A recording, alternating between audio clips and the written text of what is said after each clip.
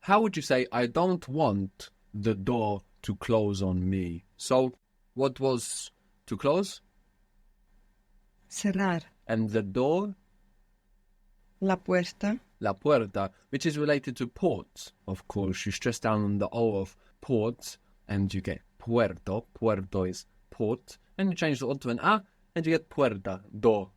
So I don't want the door to close on me. No quiero la puerta. Oh, I don't want that the door closes on me. Exactly. No quiero que la puerta se me cierre. Very good.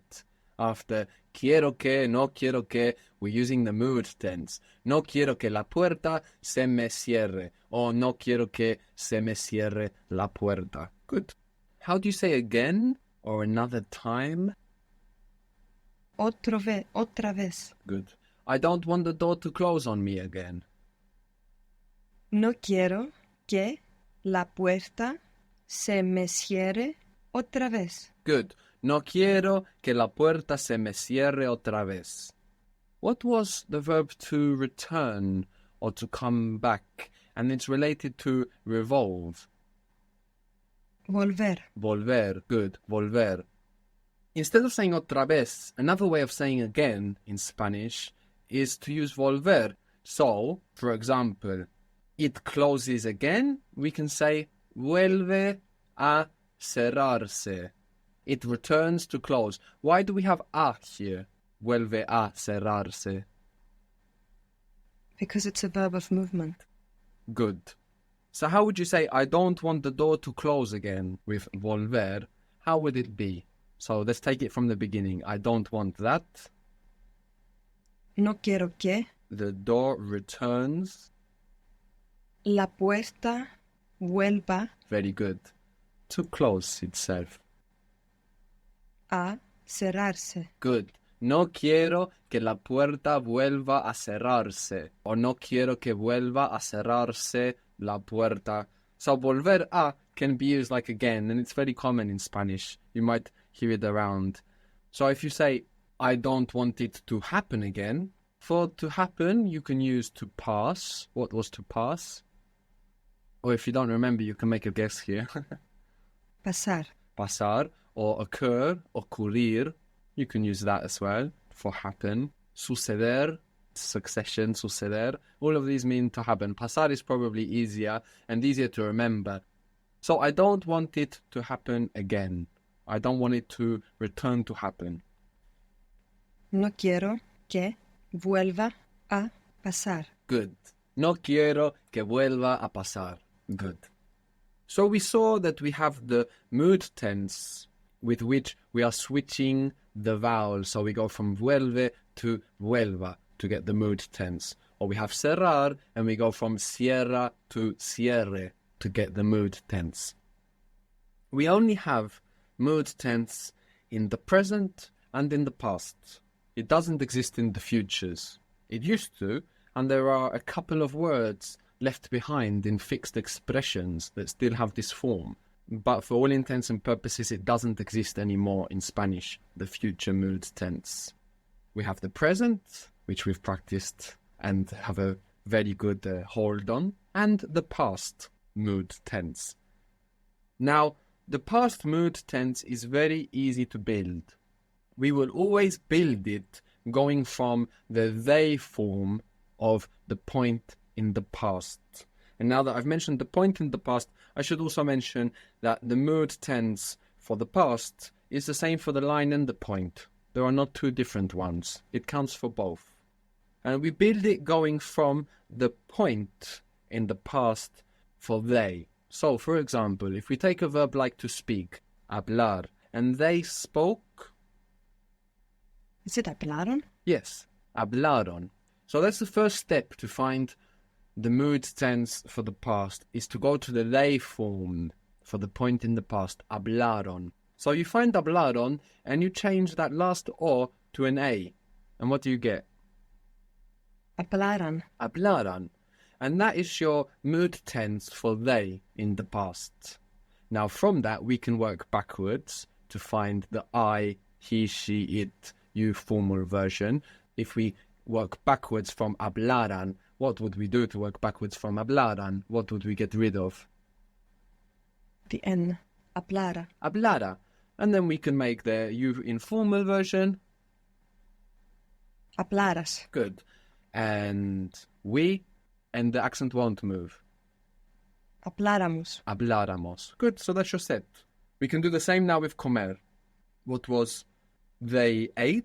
The point in the past? Comieron. Comieron. Good. So now give me the mood tense version of they ate. Comieran. Comieran. Good. And I ate, he, she, it, you formulate. Comiera. Good. We. Comiéramos. Comiéramos. And you informal. Comieras. Comieras. So this is how we form our mood tense in the past. We want to go from the they form. So we use this pretty much in the same kind of situations that we use the present mood tense, just in the past, with a couple of situations that are specifically for past. So for example, where quiero que necessitates the mood tense in the present, quería que, I wanted that, will necessitate the mood tense in the past. What is I wanted using the line in the past? Quería. So now you could say something like, I wanted them to eat with us. I wanted that they ate with us, and that they ate, of course, will be in the mood tense. I wanted that they ate with us. Quería que comieran con nosotros. Good. Quería que comieran con nosotros. And as we said, point in the past, line in the past, when it comes to the mood tense, it's the same. I was hoping that he would call me. I was hoping Esperaba que that he would call me. So I was hoping that, we don't say would, we use the past mood tense again. I was hoping that he called me. esperaba que me llamara. Good. Esperaba que me llamara. So whilst in English we would say, I was hoping that he would call me, in Spanish, I was hoping that he called me, and we use the past mood tense. Esperaba que me llamara. Good. What was to need or to necessitate? Necesitar. Good. Necesitar. How would you say we needed, using the line in the past? We needed, we were needing. Necesitábamos. Good. Necesitábamos. How would you say we needed to speak with him? We needed to speak with him. Necesitábamos que Why que? We needed to speak necesitábamos hablar with him. con él. Good. So here we don't need the mood tense. Necesitábamos hablar con él. We needed to speak with him. But if you were to say, we needed that he speak with us, we needed that he spoke with us, then this que is what most of the time in Spanish is alerting you that maybe you want to use the mood tense. So we needed that he speak with us. How is that? Necesitábamos que hablara con nosotros. Very good. Necesitábamos que hablara con nosotros. Very good. What was to return? And we said that we can also use this verb like again. Volver. Volver. So if I wanted to say, I called you again, I could just say, I returned to call you. It's got nothing to do with actually returning. It's just a way of saying again. So what is I returned from to return, from volver? Volva. Go back to comer. Volví. Good. So I called you again, speaking informally. Volví a llamarte. Good. Volví a llamarte to organize, in order to organize. Para organizar. Good. So altogether, I called you again in order to organize, speaking informally. Volví a llamarte para organizar. Good. Volví a llamarte para organizar. So, if we have para organizar, we don't need to worry about the mood tense. And we can sometimes adjust our sentence, putting two forms so that we can avoid finding the mood tense. So you could say something like volví a llamarte para organizar. Volví a llamarte para organizar. I called you again in order to organize.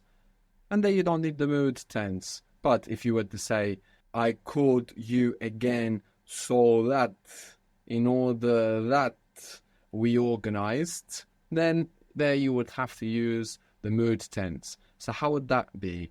I called you again, informally still. Volví a llamarte So that para que we organized. So it's the mood tense now in the past. organizaron, organizaran, organizáramos. Very good. Very good. So you have to take a trip through to find it. And it's quite time consuming at the beginning. But once you start practicing this past mood tense, of course it becomes much quicker to find these different forms. Volví a llamarte para que organizáramos. And like I said, you can even avoid the use of the mood tense just by saying volví a llamarte para organizar in a structure like this one, for example. So we're seeing that there are similar structures to the structures we practiced the mood tense in the present with, just in the past.